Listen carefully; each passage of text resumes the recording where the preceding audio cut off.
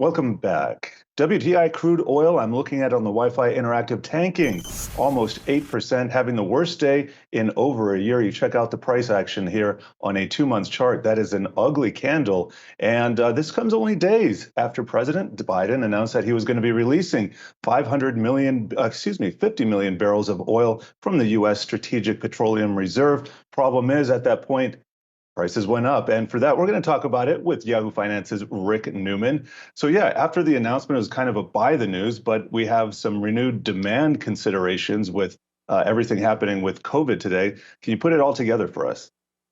I guess President Biden's happy to see oil prices going down, but if we get over this dip and markets recover, there's reason to think oil prices are going to go back higher than they were before Biden announced he was releasing that 50 million barrels of oil. So just using WTI futures, they were around 76 before Biden announced that move.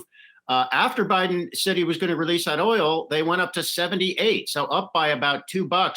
And let's call that the market fundamental. I mean, the sell-off we're seeing today seems to be based on the premise that we're going to have another downturn, or at least a slowdown in the global economy because of this new COVID variant. But we're going to recover at some point. So it looks to me that President Biden has a real problem with gas prices around $3.50.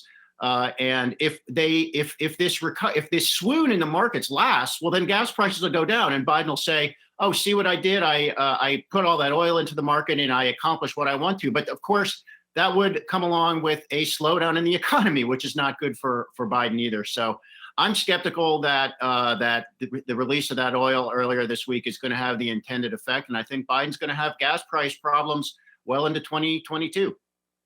And Rick, speaking of these potential problems, the GOP, they're looking to capitalize on this. Republicans exploiting the fact that Americans are paying so much higher prices in gases than we were just a year ago. When you take a look, I guess, at what the GOP is doing, do you think they're being effective in their approach to this so far? It's disingenuous to say President Biden is causing the increase in gas prices, but it doesn't matter because it's going to work. People feel this pain. And they don't, voters don't necessarily care that much about connecting every dot, and they blame the person who's in charge. So if gas prices stay where they are, and by the way, gas prices are not stratospheric.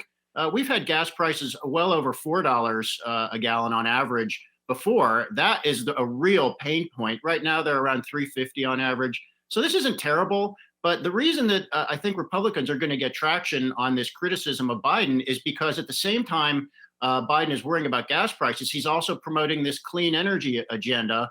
And it might seem to some people that the clean energy agenda, trying to get this transition underway, is causing the increase in gas prices. It's not, but it's unfortunate for Biden that these two things are now going hand in hand, because it makes it easy for Republicans to say, look, President Biden, whatever he wants to do on green energy, it's going to raise your energy costs. And the fact is, energy prices are going up. So it's a problem for Biden, no matter what he says about it. Yeah, a bigger problem in an election year, which is approaching right now.